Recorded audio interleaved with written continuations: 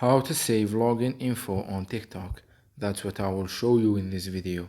But before we begin, make sure to subscribe to the channel and ring the bell to get notified whenever a new video is uploaded. With that said, let's get started. So go ahead and open up TikTok.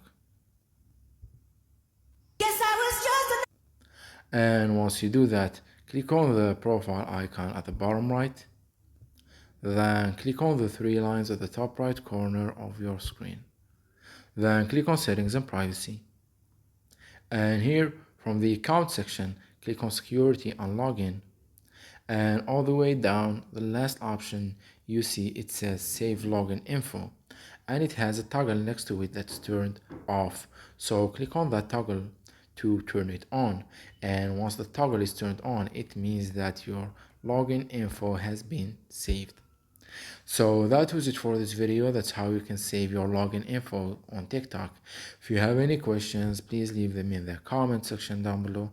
With that said, see you in the next video.